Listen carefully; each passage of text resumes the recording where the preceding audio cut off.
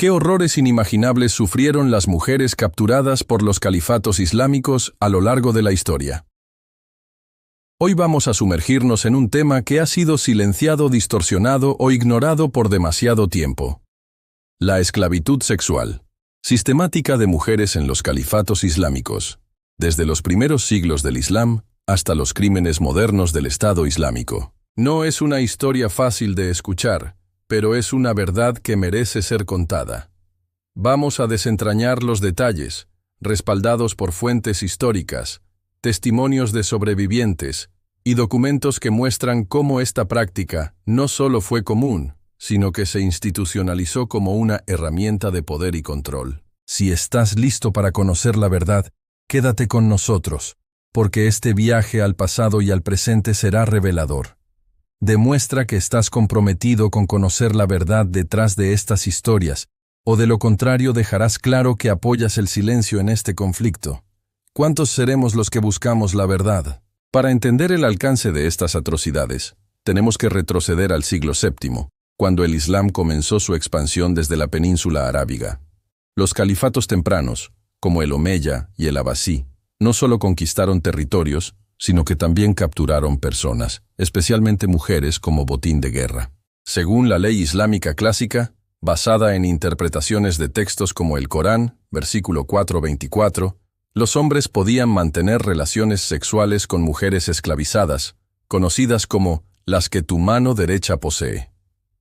Este concepto no era una interpretación marginal, sino una norma aceptada que se codificó en la jurisprudencia islámica. Las mujeres capturadas en batallas contra bizantinos, persas o tribus africanas eran clasificadas como sabaya, cautivas de guerra, y sus cuerpos se consideraban propiedad legítima de los conquistadores musulmanes.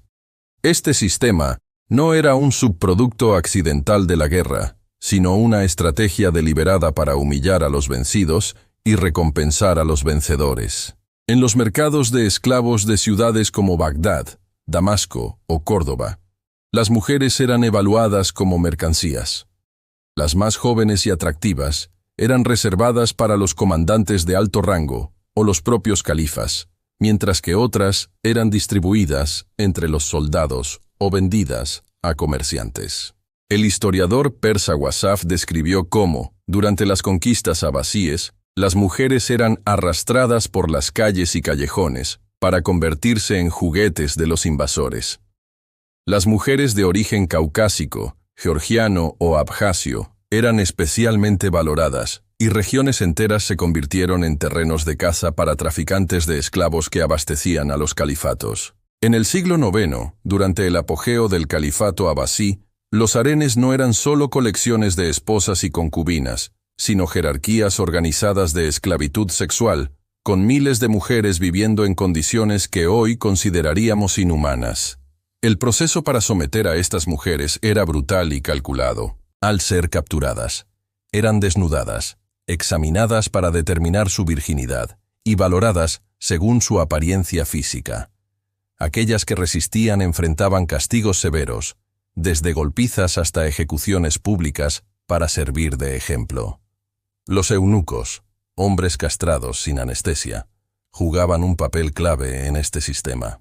A menudo eran prisioneros de guerra o esclavos comprados, castrados por comerciantes judíos o cristianos, ya que la ley islámica prohibía a los musulmanes realizar este procedimiento, aunque no les impedía beneficiarse de él. La mayoría de estos hombres no sobrevivían al proceso, y los que lo hacían vivían vidas de tormento físico y psicológico, sirviendo como guardias y administradores de los harenes.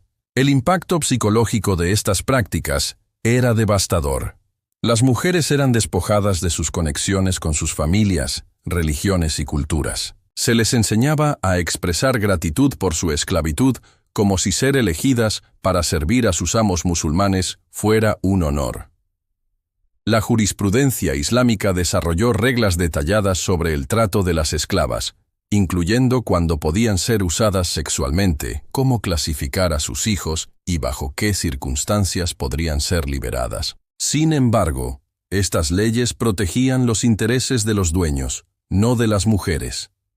Las esclavas no tenían derecho a rechazar los avances sexuales de sus amos, podían ser violadas repetidamente sin recurso legal, y sus hijos, aunque reconocidos por el padre, no garantizaban su libertad. El comercio de esclavos generó una riqueza inmensa que financió la expansión de los imperios islámicos. Monumentos como la Hagia Sofía en Estambul o las mezquitas de El Cairo fueron construidos en parte con las ganancias de este tráfico humano. El historiador Ibn Khaldún incluso alabó los supuestos efectos civilizadores de la esclavitud sexual, argumentando que acercaba a las mujeres bárbaras a la cultura islámica superior. Si te está impactando esta noticia, haz clic en suscribirte, es gratis y no tienes excusa. Esta normalización de la violencia sexual como herramienta de control religioso y político creó un ciclo de conquista y explotación que moldeó la civilización islámica medieval. En el Imperio Otomano, el sistema de esclavitud sexual alcanzó un nivel de organización sin precedentes. Las incursiones otomanas en los Balcanes y Anatolia no solo buscaban territorio, sino también mujeres y niños para alimentar los harenes y los mercados de esclavos. El Devshirme, aunque es más conocido por la captura de niños cristianos, para convertirlos en soldados o administradores, también incluía la esclavitud de mujeres jóvenes. Las comunidades cristianas vivían en un estado de terror constante, ya que las familias podían ser separadas en cualquier momento. Las mujeres capturadas eran desnudadas, examinadas y clasificadas según su edad y belleza. Las más atractivas eran enviadas al harem del sultán o a los de los gobernadores provinciales, mientras que otras eran vendidas en mercados de esclavos o distribuidas entre los soldados. Los registros históricos muestran que estas mujeres eran despojadas de sus identidades, se les cambiaba el nombre, se les obligaba a convertirse al Islam y a aprender el idioma de sus captores. Las que se resistían enfrentaban castigos que podían incluir golpizas, torturas o incluso la muerte. Las canciones populares de las comunidades cristianas de la época preservan el dolor de las madres que veían a sus hijas desaparecer en este sistema. Por ejemplo, las lamentaciones balcánicas describen la angustia de las familias que perdían a sus seres queridos para siempre. El sistema de harenes otomanos era mucho más que un lugar de lujo para los sultanes. Era una institución burocrática que organizaba la vida de miles de mujeres esclavizadas. El harem imperial, en el palacio de Topkapi, en Estambul, podía albergar hasta 2000 mujeres, muchas de ellas cristianas capturadas en Europa del Este o el Cáucaso. Una figura notable fue Roxelana, una esclava cristiana que se convirtió en la esposa y consejera del sultán Solimán el Magnífico en el siglo XVI. Sin embargo, su historia es excepcional. La mayoría de las mujeres en los harenes no tenían ningún poder y vivían en condiciones de servidumbre sexual sin control sobre sus cuerpos o sus vidas. Los eunucos, que eran esclavos castrados, jugaban un papel crucial en la gestión de estos harenes.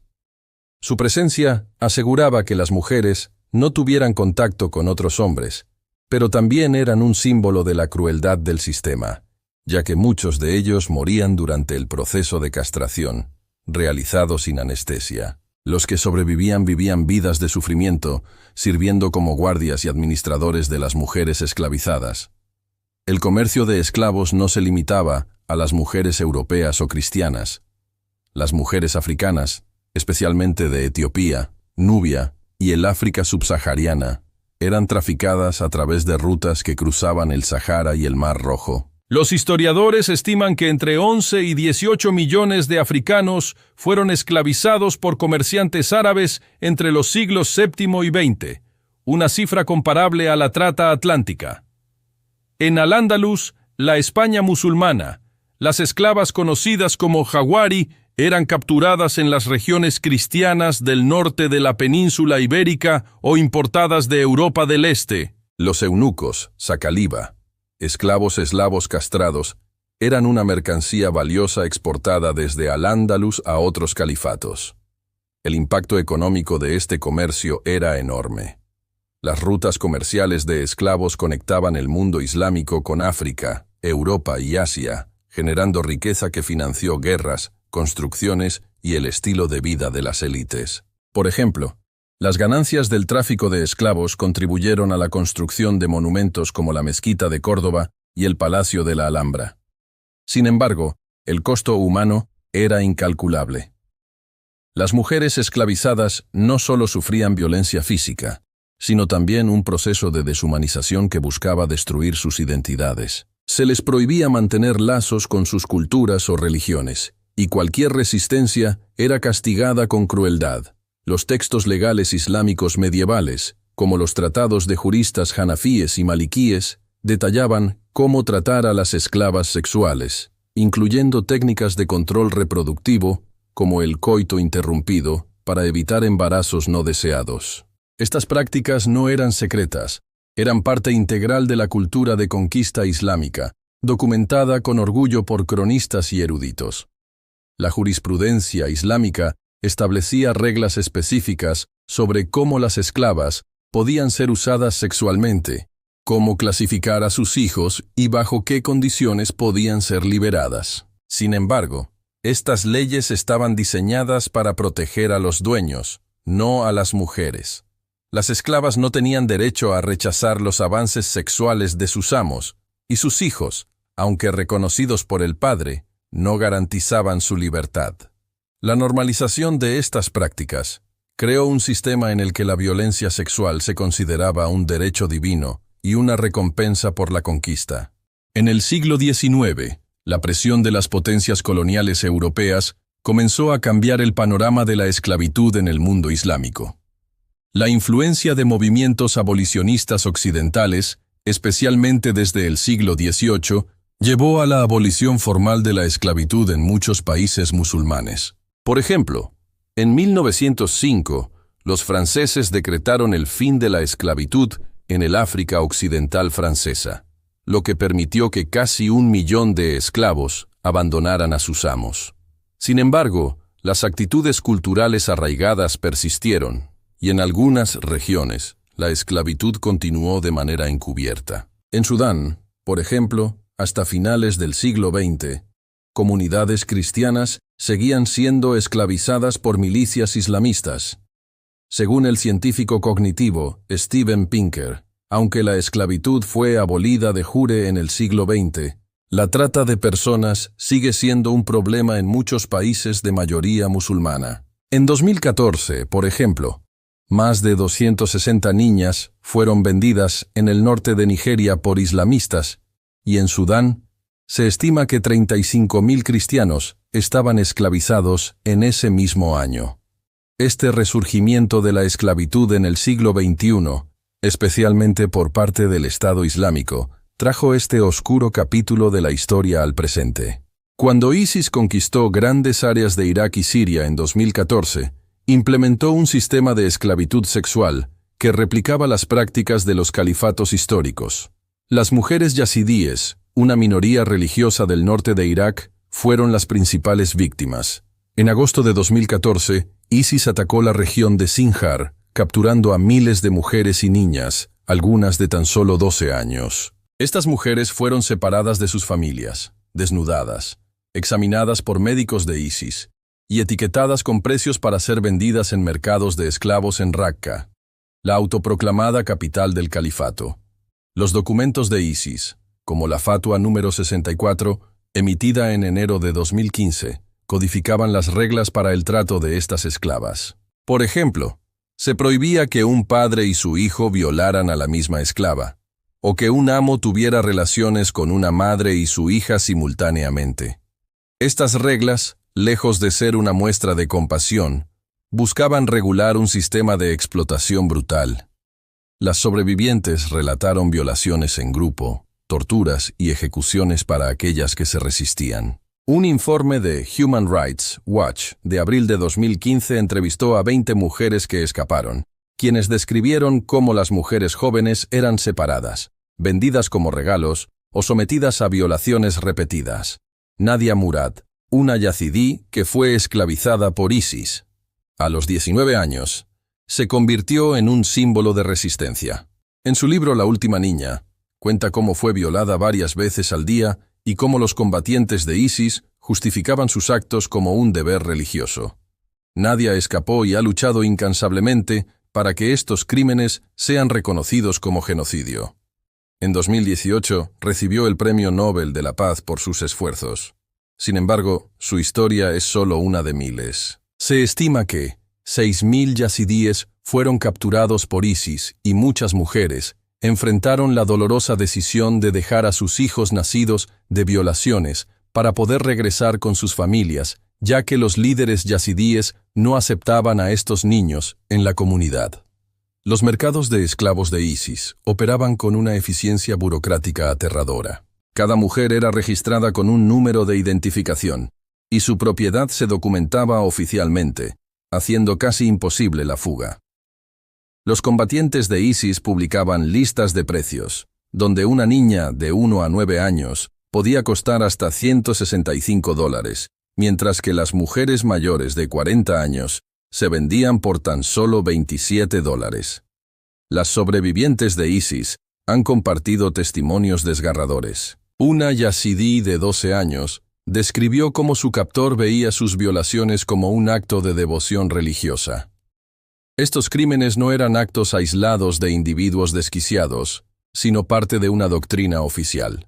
La revista de propaganda de ISIS, Dabiq, publicaba artículos que citaban versículos del Corán y hadices para justificar la esclavitud sexual, siguiendo los mismos argumentos teológicos usados por los califatos históricos. Por ejemplo, el hadiz de Sahih Muslim relata cómo los compañeros del profeta Mahoma tomaban concubinas después de las victorias militares, una práctica que ISIS revivió sin reparos.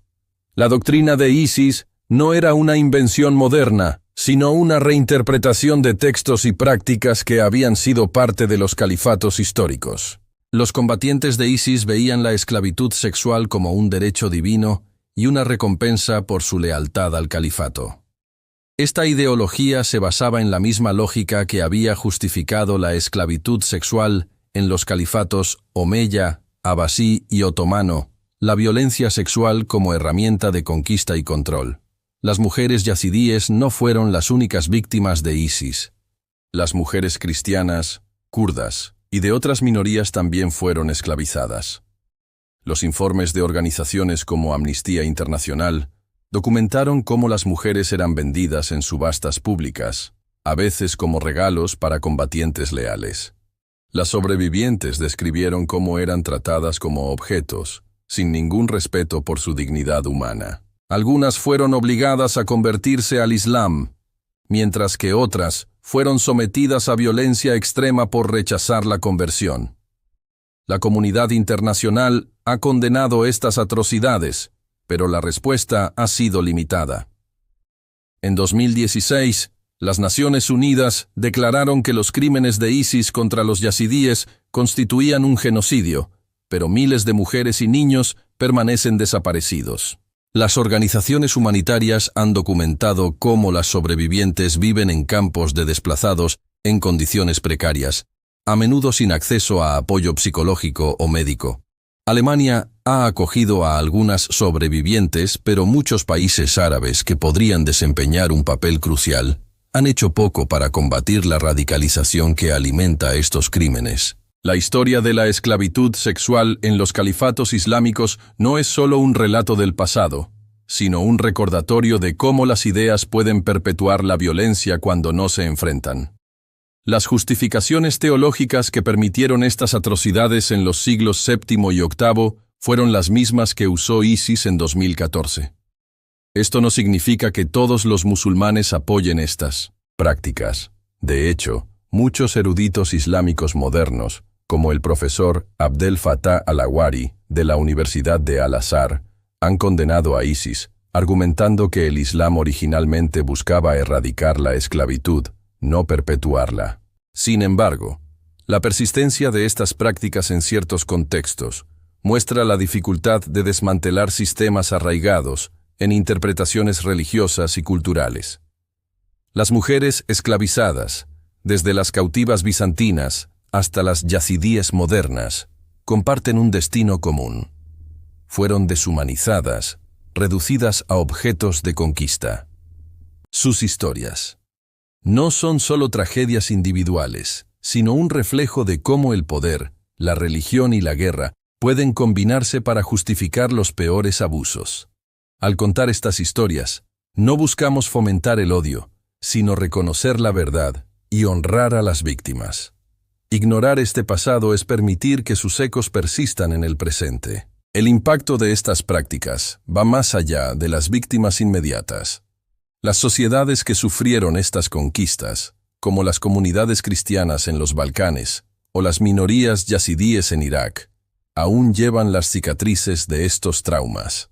Las canciones, las historias y las tradiciones de estas comunidades preservan el dolor de las pérdidas, pero también la resiliencia de quienes sobrevivieron. Las mujeres que escaparon de la esclavitud, ya sea en los califatos históricos o en el ISIS moderno, a menudo enfrentaron el estigma y el rechazo de sus propias comunidades, lo que añadió otra capa de sufrimiento a sus vidas.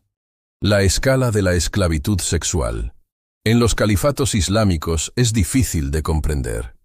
En los siglos medievales, millones de mujeres fueron capturadas y traficadas a través de redes que se extendían desde Europa del Este hasta África subsahariana. Los mercados de esclavos en ciudades como Bagdad y Estambul operaban como centros comerciales modernos, con secciones especializadas para diferentes tipos de mercancía humana. Las mujeres eran exhibidas desnudas en plataformas, donde los compradores las examinaban como si fueran ganado. Las niñas más jóvenes y atractivas comandaban precios equivalentes a pequeñas fortunas, mientras que las mujeres mayores o menos atractivas eran vendidas en lote a operadores de burdeles o fincas agrícolas. El impacto psicológico de este sistema era devastador y deliberado. Las mujeres eran despojadas de sus nombres, sus religiones y sus culturas. Se les obligaba a aprender árabe o turco y a convertirse al Islam, y las que se negaban enfrentaban castigos que iban desde golpizas hasta ejecuciones. Las que triunfaban en este sistema aprendían a mostrar gratitud por su esclavitud, expresando alegría por ser elegidas para servir a sus amos. Este proceso de deshumanización era tan efectivo que algunas mujeres llegaban a internalizar su condición, viendo su esclavitud como un destino inevitable. Los programas de cría selectiva desarrollados por algunos califas revelan la naturaleza sistemática de esta explotación. Las mujeres eran seleccionadas basadas en su potencial para producir hijos con características deseables como belleza o fuerza.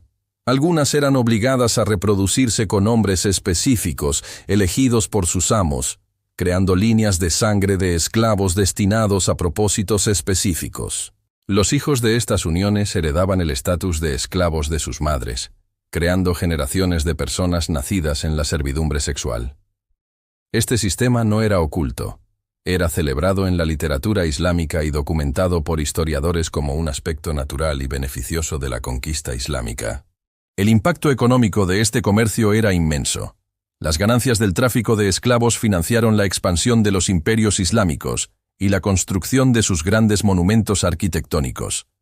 Sin embargo, el aspecto más insidioso de este sistema era cómo normalizó la violencia sexual como una herramienta de control religioso y político. Al convertir la violación en un deber religioso y la esclavitud sexual en una recompensa divina, la ley islámica creó un ciclo de conquista y explotación que moldeó la estructura social de los califatos. Los guerreros eran motivados por la promesa de acceso a mujeres cautivas, mientras que los gobernadores y administradores eran recompensados con harenes llenos de esclavas. La documentación de estas prácticas viene de fuentes islámicas propias, como registros judiciales, tratados legales y crónicas históricas, que detallan con orgullo cómo funcionaba este sistema. A medida que avanzamos en este relato, es imposible no sentir indignación por la escala de estas injusticias. Pero también debemos preguntarnos, ¿qué podemos hacer hoy para evitar que estas historias se repitan? La educación, la sensibilización y la presión internacional son clave. Los países deben invertir en programas que combatan la radicalización, apoyen a las sobrevivientes y promuevan la igualdad de género. Las mezquitas y las universidades tienen un papel crucial en desmontar las interpretaciones extremistas que justifican la violencia. Las sobrevivientes de la esclavitud sexual, como Nadia Murad, han demostrado una resiliencia increíble al compartir sus historias y luchar por justicia. Sus esfuerzos han llevado a que el mundo reconozca estos crímenes como genocidio, pero aún hay mucho por hacer. Miles de mujeres y niños yazidíes siguen desaparecidos, y las sobrevivientes enfrentan desafíos enormes, desde el trauma psicológico hasta el estigma social. En conclusión, la esclavitud sexual en los califatos islámicos, desde los primeros siglos hasta los crímenes de ISIS, es una de las formas más sistemáticas de violencia institucionalizada en la historia. Fue un sistema diseñado para deshumanizar, controlar y recompensar, respaldado por leyes, religión y economía. Las mujeres que sufrieron bajo este sistema merecen que sus voces sean escuchadas, no silenciadas por la incomodidad o el revisionismo histórico. Al enfrentar esta verdad, podemos empezar a construir un mundo donde la explotación no sea justificada por ninguna ideología. Y recuerda suscribirte, porque si no lo haces, estarás dejando que estas historias queden en la sombra. Gracias por buscar la verdad con nosotros.